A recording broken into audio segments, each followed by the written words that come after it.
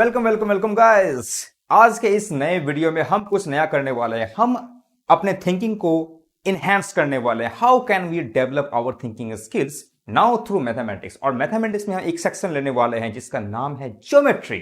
Yes, वही geometry जिससे maximum students, जिससे आप और हम डरते हैं। यस, जहां भी बात आती है ज्योमेट्री की, हम ये समझते हैं कि यार ये ज्योमेट्री आया ही क्यों, इस ज्योमेट्री की जरूरत ही क्यों है। और सबसे पहला हम ये काम करते हैं कि हमें ज्योमेट्री में एक्सरसाइजेस को खोलते हैं और देखते हैं कि अच्छा इसमें क्या प्रूफ करने को दिया है। बिकॉज ज्योमेट्री में always it's all about the proof. और हम लोग जब बात करते हैं प्रूफ की मैथमेटिक्स में, हमें सबसे ज्यादा डर उसी में लगता है। बिकॉज हमें समझ में नहीं आता है करना क्या है यार, ये थ्योरम्स हमें क्यों दे रखी है, ये पोस्टुलेट्स का मतलब ही क्या होता है। तो आज मैं इस चीज पे फोकस करने वाला हूं कि आपको सिर्फ यहां पे एग्जाम पास करने के लिए इस वीडियो को नहीं देखना है। इस वीडियो का मकसद आपको एग्जाम पास करवाने का नहीं है। इस वीडियो का मकसद यह है कि क्या आपकी थिंकिंग स्किल्स डेवलप हो सकती है। Can we also think like a scientist. तो हमारा जो ये पूरा का पूरा मोटिवेशन है इस वीडियो को करने का और आपको इस वीडियो को देखने का, वो ये है कि क्या हम मैथमेटिशियंस की तरह सोच सकते हैं। क्या हम ऑल्सो अपने दम पे, अपने बूते पे पूरा का पूरा थ्योरम्स को प्रूफ कर सकते हैं, या थ्योरम्स को हम भी आगे चल के कुछ थ्योरम्स को इस तरह सोच सकते हैं, और या फिर जो भी एक्सरसाइजेस प्रॉब्लम्स हैं क्या हम उसे सोच सकते हैं। तो मैं इस वीडियो में कुछ अलग करने वाला हूं। मैं इस वीडियो में आपके साथ प्रॉब्लम्स को सॉल्व करने वाला हूं। इस वीडियो में मैं बात करने वाला हूं थ्योरम्स पे। ये थ्योरम्स क्या है, ये थ्योरम्स क्या बोलता है और इसे हम किस तरह से सोच सकते हैं। सबसे इंपॉर्टेंट चीज मैं बात करना चाहता हूं इस बारे में कि जब हम मैथमेटिक्स के बारे में सोचते हैं तो मैथमेटिक्स क्या है। Mathematics is just reasoning and logic. तो मैथमेटिक्स से कुछ स्ट्रक्चर होती है, कुछ एल्गोरिदम होती है। वो स्ट्रक्चर कैसा होता है कि सबसे पहले हमारे पास कुछ एक्सियम्स आते हैं, पोस्टुलेट्स आते हैं। वो ऐसी चीजें जिसे हम एस्यूम करते हैं कि दे आर करेक्ट, और based on that we are going to derive things. और उसी के बेस पे हम क्या करते हैं कि अगर मेरे पास कोई चीजें, बहुत सारी चीजें कि 2+1 क्या होता है, बहुत सारी चीजें, 2+1 हमें दे रहा है 3, ये एक यूनिवर्सल ट्रूथ है, राइट। उसी तरह से अगर मैं बात हूं कि अगर मेरे पास 3 पॉइंट्स है तो 3 पॉइंट्स के थ्रू हम क्या कर सकते हैं, एक ट्राइंगल को ड्रॉ कर सकते हैं। तो इसके तीनों एंगल्स जो भी फॉर्म करेंगे, चाहे आप कैसे भी एंगल्स को फॉर्म करोगे, उसका सम क्या होता है, हमेशा 180 डिग्री आता है। तो जब एक कोई वाइड एप्लीकेशन हम दे सकते हैं कि अगर मैंने 3 पॉइंट्स लिया और 3 पॉइंट्स के थ्रू मैंने एक कन्फाइंड रीजन बनाया, इस तरह का रीजन जो मेरे को क्या बनाएगा, एक ट्राइंगल देगा। तो ट्राइंगल के जो भी एंगल्स के सम होंगे वो 80 डिग्रीज होंगे। तो इसे हम क्या कर सकते हैं, एक थ्योरम का रूप दे सकते हैं।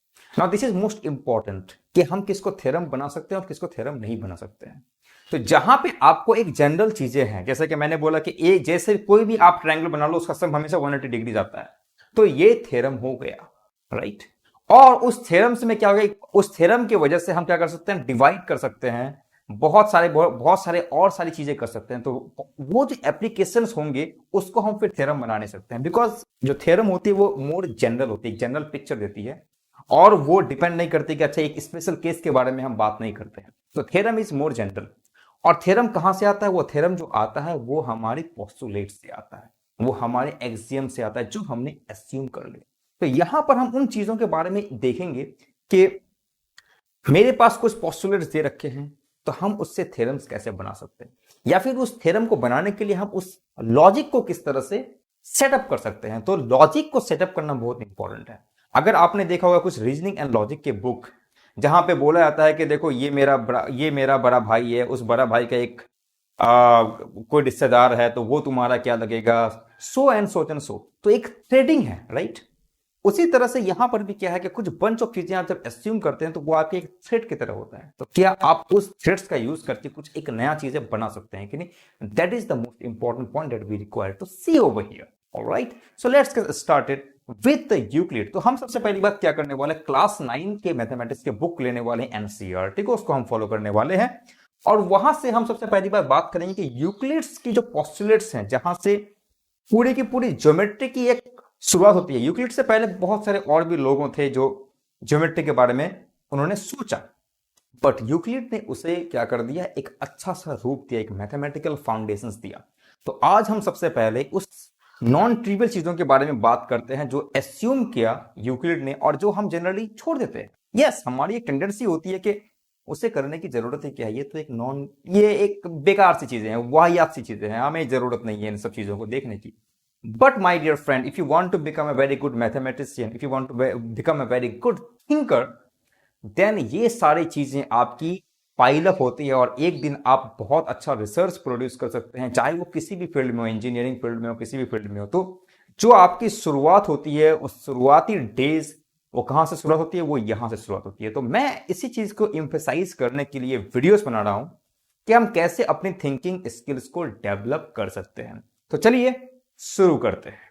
तो स्टार्ट करने के लिए सबसे पहले हम बात करते हैं यूक्लिड्स के कुछ पोस्टुलेट्स पे। तो यूक्लिड्स ने सबसे पहले दिया 5 पोस्टुलेट्स। ये 5 पोस्टुलेट्स क्या है उसको मैं पढ़ रहा हूं कि एक straight line may be drawn from any one point two any other point. कहने का मतलब यह है कि स्ट्रेट लाइन क्या होता है? एक स्ट्रेट लाइन ये ऐसा स्ट्रेट लाइन होता है। अगर आपने एक पॉइंट ऐसा ले लिया यहां पे, तो एक पॉइंट से हम दूसरे पॉइंट के बीच एक स्ट्रेट लाइन खींच सकते हैं, राइट? सो ये उसने क्या कर दिया, पहला पोस्टुलेट है ना। This is important. आप देखोगे कोई भी लाइन को खींचने के लिए, लाइन एक स्ट्रेट लाइन की बात कर रही है, कर्वी लाइन की बात नहीं कर रही, इस तरह की लाइन की बात नहीं कर रही, राइट? एक स्ट्रेट लाइन के बारे में बात किया जा रहा है कि अगर आपके पास 2 पॉइंट्स होगा तो एक स्ट्रेट लाइन खींच सकते हैं। ये बहुत ही सिंपल सा चीज है, बट इसका बहुत इंप्लीकेशन है। ये आपको डिस्टिंग्विश कर रहा है एनी कर्व्ड लाइंस, ठीक है ना। स्ट्रेट लाइन की एक परिभाषा दे दी गई है कि एक स्ट्रेट लाइन तभी होगा जब आपके पास 2 पॉइंट्स होंगे और 2 पॉइंट्स के थ्रू एक ही लाइन जाएगा, 10 लाइन नहीं जाएगा। और अगर 10 लाइन आपको ड्रॉ करना है तो आपके पास कोई और वे नहीं है, और सारी की सारी लाइनें उसी पे होगी, अगर वो भी स्ट्रेट लाइन होगा तो। सो ये जो पहला चीज उसने दिया, पोस्टुलेट नंबर 1, ये डिस्टिंग्विश करता है कि we are only talking about a straight line, we are not talking about any curved line. तो ये चीजें कर्व लाइन से चीजों को डिस्टिंग्विश करती है। सेकेंड चीज बोला, given 2 distinct points there is unique line that passes. तो अभी मैंने बताया कि अगर 2 पॉइंट्स आपके बीच दिया हुआ है तो बस एक ही लाइन जो यूनिक होगा वो पास होगा। उसके ऊपर आप 10 लाइन खींच देंगे तो वो आप क्या कर सकते हैं, वो सेम ही लाइन है। They are basically parallel lines, just like over here, these are the parallel lines. तो जब पैरेलल लाइंस की मैं बात करता हूं, मैं हमेशा ये बात बोलता हूं कि parallel lines basically same line होता है, उनके बीच आप डिस्टेंस अगर ज्यादा कर लोगे तो वो आपको दिखेगा कि 2 सेपरेट लाइन है, but they are basically the same line. तो अगर आपके पास ओनली 2 पॉइंट्स है तो उसके बीच आप infinite number of parallel lines खींच सकते हो, बट वो क्या होंगे, एक दूसरे के ऊपर क्या होंगे, ओवरलैप होंगे। You can not distinguish one line to another line. ये बात भी क्लियर हो गई। A terminated line can be produce indefinitely, जैसे हम बात करते हैं रेस की बात करते हैं, राइट? तो ये जो पॉइंट है इसके बाद आप इसको इनफाइनेटली बढ़ा सकते हो, ये पॉइंट को आप इनफिनिटली बढ़ा सकते हो। ये चीज बहुत इंपॉर्टेंट है, किस चीज के लिए? पैरेलल लाइंस के लिए। तो पैरेलल लाइंस में क्या होता है कि आप कहीं भी चले जाओ, अनंत तक चले जाओ, ये आप कहीं भी चले जाओ वो कभी भी नहीं मिलेंगे। तो ये एक पोस्टुलेट बहुत ही इंपॉर्टेंट है in order to understand the parallel lines. उसके बाद ये बोला गया है कि पोस्टुलेट 3 में बात करते हैं, a circle can be drawn with any centre and any radius. तो उसने ये बोला कि चलो ठीक है, आप कर्व्ड की भी बात कर लेते हैं। कर्व्ड में बोला कि अगर आपके पास पॉइंट ये है तो आप कोई भी एक रेडियस मान ली और उससे उस पॉइंट के थ्रू एक सर्कल खींच सकते हैं। Now circle is again most important concept. तो उन्होंने ये भी कहा है कि भाई कुछ कर्व्ड के लिए भी तो होना चाहिए। तो कर्व्ड वाला चीज कहां से आएगा? ओके, कर्व्ड वाला चीज आएगा कि आप एक पॉइंट ले लो, वहां पे एक रेडियस माप लो, रेडियस इज जस्ट लाइन के स्ट्रेट लाइन, और हर जगह हर एक डिस्टेंस क्या होगा उस सर्कल, उस पॉइंट से उस पेरीमीटर पे क्या होगा, सेम होगा। तो अगर आप सर्कल को आधा कर लोगे वहां पे आपको कर्व मिल जाएगा, राइट? फोर्थ क्या बोला? All right angles are equal to another. अब ये बहुत इंपॉर्टेंट चीज, आप ये बोलो कि अगर मैंने 2 स्ट्रेट लाइन लिया और एक दूसरे को वो कट कर रहा है तो यहां पे क्या होगा, एक एंगल फॉर्म होगा। इसे हम क्या करते हैं, वर्टेक्स फॉर्म करते हैं। मान लो ये एंगल 30 डिग्री है, तो क्या ये 30 डिग्री का एंगल दूसरे टाइप पे अगर मैं बनाऊंगा, 2 अलग अलग अगर मैं लाइंस लिया, तो क्या वहां के एंगल से डिफरेंट होगा? नहीं, they have to be identical. उसी तरह से उन्होंने कहा कि जितने भी तुम राइट एंगल्स लोगे वो क्या होगा, इनडिस्टिंग्विशेबल होगा, वो हमेशा सेम टू सेम ही रहेगा। Now come to the postulate 5. In postulate 5, if a straight line falling on 2 straight lines make the interior angles on the same side if taken together less than 2 right angles. तो कहने का मतलब क्या है कि अगर मैंने 2 लाइंस इस तरह से लिया और उसको मैं ऐसे इंटरसेक्ट कर रहा हूं, राइट?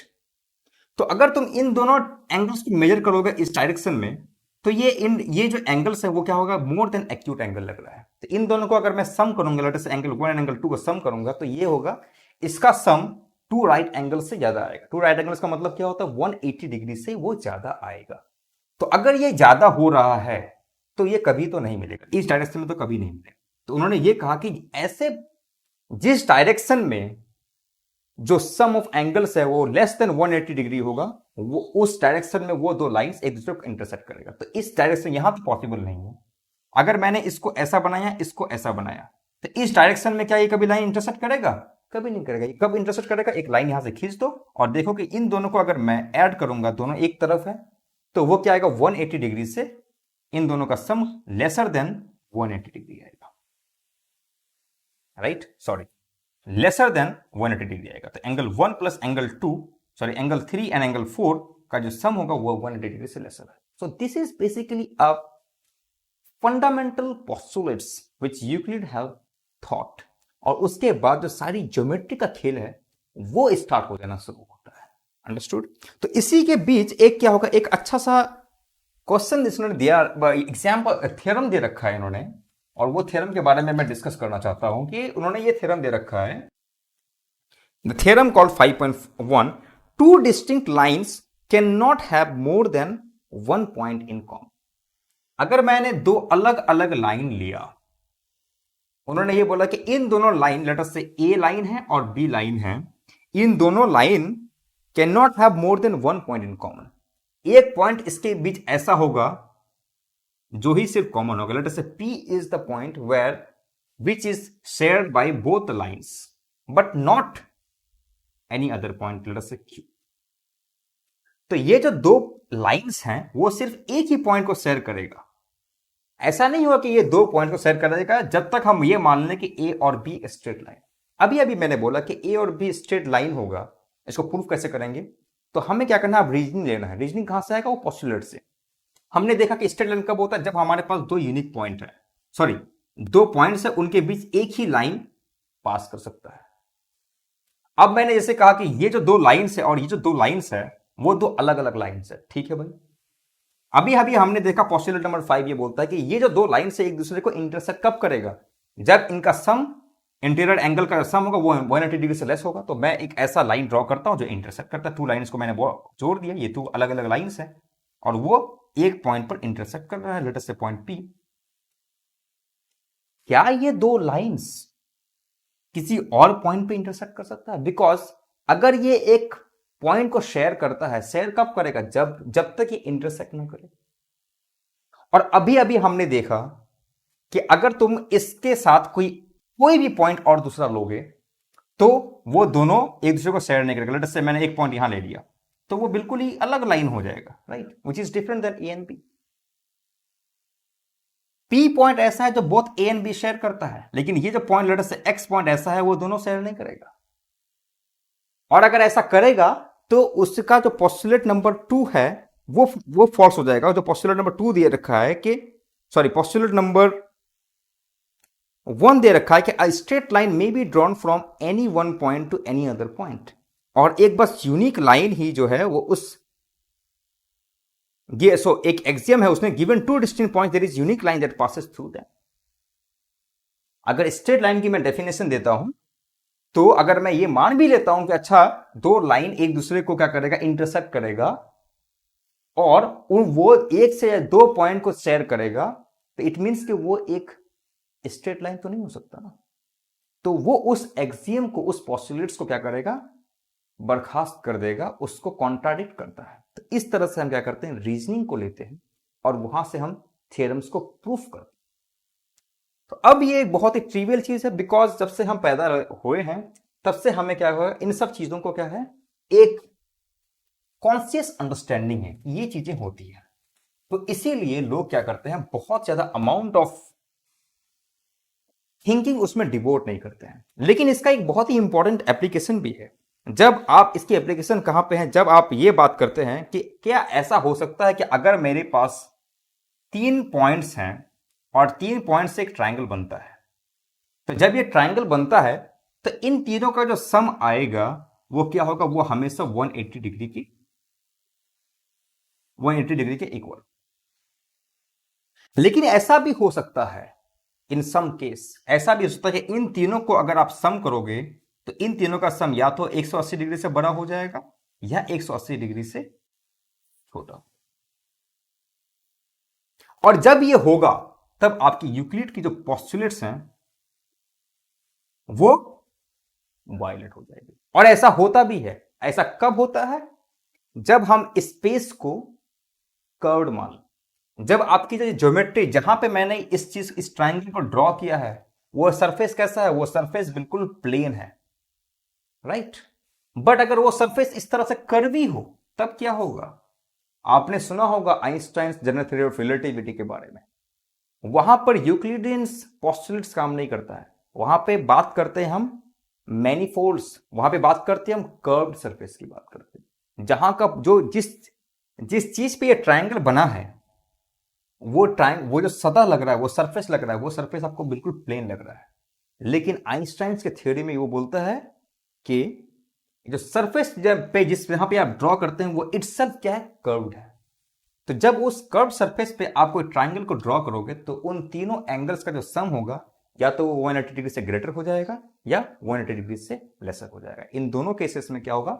चीजें डिफरेंट टाइप की ज्योमेट्री को दिखाएगी। तो उस केस में हमारी जो यूक्लिडियंस पोस्टुलेट्स या यूक्लिडियंस ज्योमेट्री है वो काम नहीं करती। और उससे लोगों ने, और उस टाइप की ज्योमेट्री को बाद में लोगों ने समझा भी। और तभी आइंस्टाइन ने उन ज्योमेट्री को यूज करके आइंस्टाइन ग्रेविटी को पूरी की पूरी तरह से जो न्यूटन का पर्सपेक्टिव था ग्रेविटी को बताने में, वो उसे पूरी तरह से चेंज कर दिया। ऑलराइट, तो यहां से क्या होती है? एक थिंकिंग शुरू होती है कि कहां पे यूक्लिडियंस का एक लिमिटेशंस भी है। तो एज ए साइंटिस्ट जब हम सोचते हैं तो हम ये सोचते नहीं कि जो अच्छा जो दिया रखा है एक प्रॉब्लम को पकड़ो और सॉल्व कर लो। Solving problem is most important. But जो बात आप कह रहे हो, बिकॉज आप वो इंसान ही हो, राइट, कोई आप भगवान दास तो आए नहीं हो, तो जो बात आप कह रहे हो क्या उसकी लिमिटेशंस भी? तो जितनी भी चीजों पे हम काम करते हैं क्या उसकी कोई लिमिटेशंस है? अगर उसकी कोई लिमिटेशंस हैं तो वो क्या है? तो इसीलिए कोई भी चीजों को प्रूफ करना एक बहुत ही इंपॉर्टेंट रोल प्ले करता है, बिकॉज तब उसके हम मैकेनिक्स को अंडरस्टैंड करते हैं कि क्या उसकी मैकेनिक्स है, क्या उस चीज में घुसा रखा है, खुश रखा है। अगर आप उन चीजों को अंडरस्टैंड करोगे तो फिर ऑटोमेटिकली आप उन चीजों को लेके एक फर्दर रिसर्च कर सकती है, जो कि हमारा एक मोटिवेशन है इस वीडियो को बनाने का।